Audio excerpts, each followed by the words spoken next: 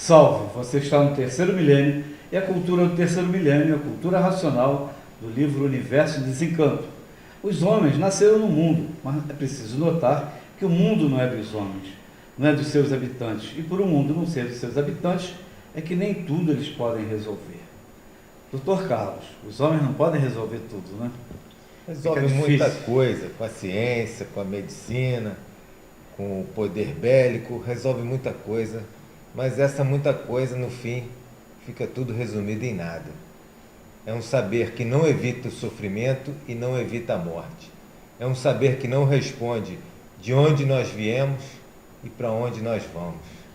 Então é um saber aparente, a sabedoria do animal de origem racional, uma sabedoria que foi induzida pela natureza, desenvolvendo o pensamento, e com o pensamento as ciências, filosofias, religiões. Mas tudo isso sempre mantendo mistérios, enigmas, fenômenos finitos e transfinitos. Na hora que tem uma grande convulsão, tem aquele voluntariado que é da nossa origem de racional, né? A nossa índole racional de querer o bem, o senso de humanidade, mas não resolve tudo. O texto do racional é muito simples e muito claro. Doutor Carlos, eu diria até que nós podemos exemplificar que nós não somos proprietários da nossa vida. Se fôssemos, não morreríamos, porque ninguém quer morrer. Então a grande comprovação de que nós não somos proprietários da vida é exatamente a morte. Felizmente, dentro do contexto que a gente já conhece, na cultura racional, que o ser humano não é esta aparência. Esta aparência é finita, é provisória, tem um propósito de existir. Exatamente. E a constatação que nós temos realmente nesta vida é que realmente nós não somos nada, absolutamente nada. Nascemos sem saber por que nascemos, morremos sem querer morrer, e a coisa mais certa da vida realmente é a morte. E não somos proprietários de nada, nem do nosso pensamento. E quando a gente chegou nesse mundo, estava tudo pronto. Pelo menos eu e você aqui, da forma que nos entendemos, e quem está nos ouvindo também. Que é, mas nós começamos... Que é o saber humano baseado na origem do animal. Mas nós começamos a perceber que nós somos apenas figuras, né, de um contexto maior, que é o verdadeiro proprietário da vida. O verdadeiro dono da vida habita em nós, e nós não conhecemos. O verdadeiro dono desta vida chama-se de um habitante do mundo racional, e ele está materializado numa forma de uma máquina do raciocínio. Esse é o verdadeiro dono da vida. Mas, encantado, não passava para nós, nas figuras humanas, a instrução da sua propriedade. Porfírio, se pensava muito, não resolvia nada.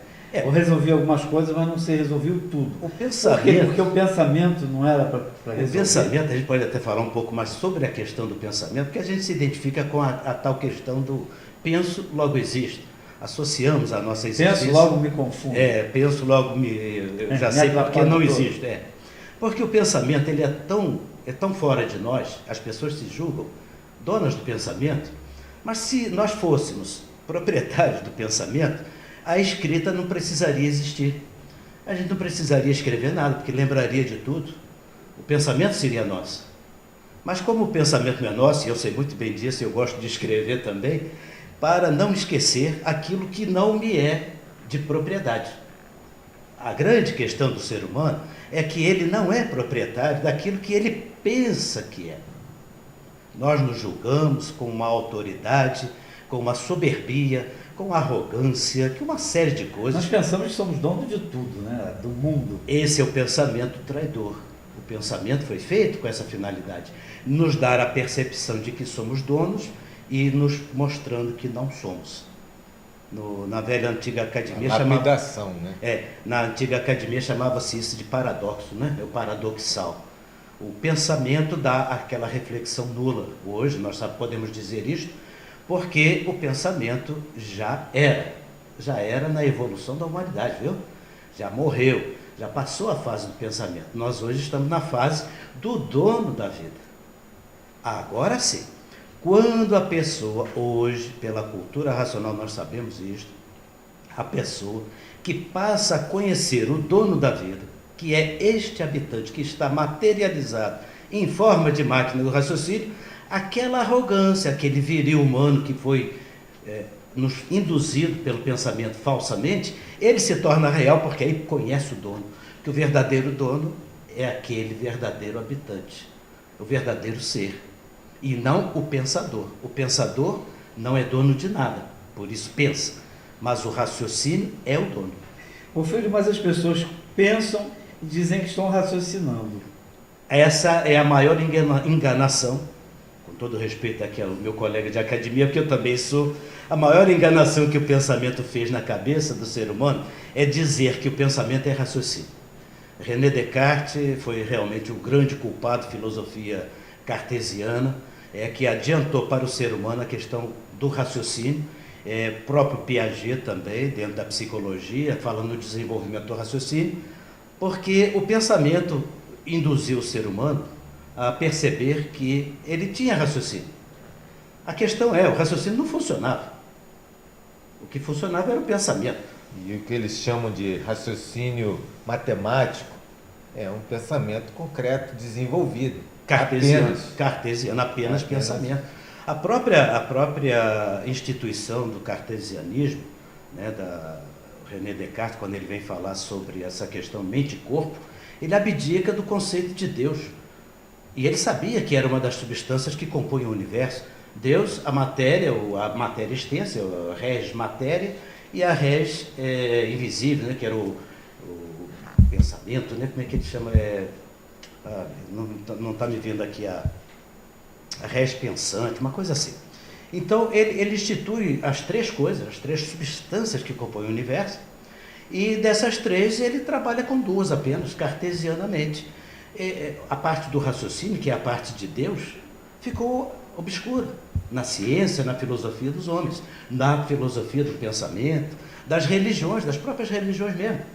Não é isso, doutor? Mas na mesma célebre frase do René Descartes, quando ele diz que o corpo humano é uma máquina terrestre de essência material, está no terreno das ciências estudarem, a mente humana é de essência espiritual, está no terreno das filosofias e religiões estudarem, ainda há um terceiro ponto, ele estabelece ao trono da mente, que é a glândula pineal, onde uma alma racional se assenta para participar do comando ou para vivenciar, e que não foi trabalhada na evolução do pensamento, ficou só as duas partes. Só trabalharam com as duas partes. A parte eletromagnética, que é o pensamento e a imaginação, e a parte do raciocínio, que é a parte racional, não foi desenvolvida.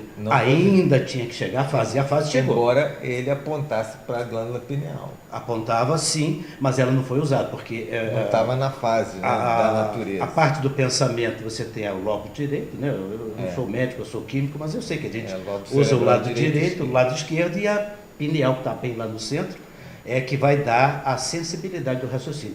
Mas não estava funcionando.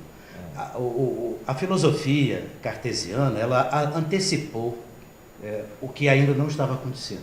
Falou em raciocínio, que era pensamento. A grande confusão, e que as pessoas precisam prestar muita atenção nisso, que o raciocínio é a parte do dono da vida. E o pensamento, por mais racional que possa parecer, a racionalidade do pensamento, que a gente pode falar, ele não tem a base da ligação autêntica que tem o raciocínio racional.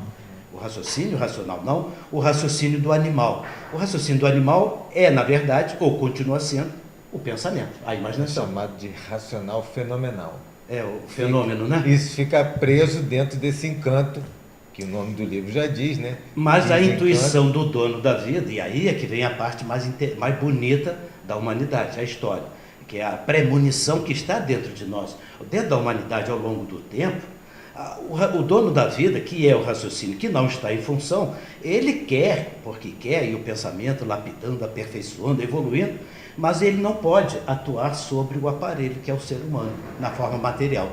Quando entra agora o terceiro milênio, que é a fase do terceiro milênio, a partir de 1935, com este conhecimento, que é a cultura racional, aí então é que nós começamos a despertar do sono profundo, como que estivesse adormecido, essa parte racional. Então há que se distinguir perfeitamente, muito claramente, as pessoas precisam, nas suas pesquisas, nas suas investigações, nos seus julgamentos daquilo que vão ler e pesquisar, precisam saber separar. Imaginação e pensamento é o conjunto eletromagnético, que é essa parte material, e o raciocínio é a terceira parte, não é a parte elevada da segunda, é a terceira parte, e que ninguém raciocinava, nunca ninguém raciocinou nesses milênios passados, porque se tivesse raciocinado, tinha acertado, porque o raciocínio é o dono da vida. E quem raciocina, só para concluir, Oswaldo, quem raciocina não precisa escrever e nem precisa falar, porque já sabe tudo. Ainda não é o nosso caso. Tá. Pelo visto. Os racionais também pensam? Não pensa. Deus não pensa. Deus é racional, Deus raciocina. Acerta. Não há que planejar nada. Já está pronto ou vai estar pronto dentro da evolução natural. Os racionais não têm... Não há pensamento. Como eles funcionam, então? Não. Eu poderia até rapidamente aqui, apenas fisicamente, correlacionar que a atividade do pensamento e da imaginação, o Dr. Carlos está aqui, pode me confirmar isso, apenas eu vou denunciar isso para que ele possa complementar. Todo pensamento nosso são transições eletrônicas no nosso cérebro, sinapses, não é isso? Neurônios, são transições eletrônicas. O mundo de Deus não tem elétrons, então não há transição eletrônica, não tem como Deus pensar. Deus não pensa, quem pensa é o bicho, que é exatamente a parte da matéria elétrica e magnética, onde há a transição de elétrons. No mundo racional não existem elétrons, então, e não há transição de elétrons. Os irracionais também pensam? Perfeitamente. As árvores também pensam. Tá. Até as pedrinhas... Tudo que tem vida pensa. Tudo que tem elétrons pensa. Bem explicado. É mais ou menos isso. A correlação é direta. Os elétrons da periferia são o pensamento elétrico. E os elétrons do núcleo são o pensamento magnético, ou a imaginação. E com o desenvolvimento do raciocínio, nós vamos deixar de pensar? Doutor Carlos, é isso mesmo? Exatamente. É o óbvio, né? É exatamente que nós estamos estudando na cultura racional o desenvolvimento do raciocínio para não mais precisar pensar. É aquela velha história do futebol, né, doutor Carlos? Jogador de futebol, o que ele faz? Ele fica pensando, calculando a tangente do ângulo da bola que ele vai bater, a velocidade do vento, aquela coisa toda, ele calcula isso. Ele não pensa e faz. O computador faria isso, né? Um computador bolado pelo pensamento humano, ele calcularia tudo, a velocidade do vento, aquela coisa toda, chutaria e faria o gol. Não é isso? Mas o racional não, o racional não pensa, ele raciocina e faz o gol sem pensar. É isso? É isso mesmo.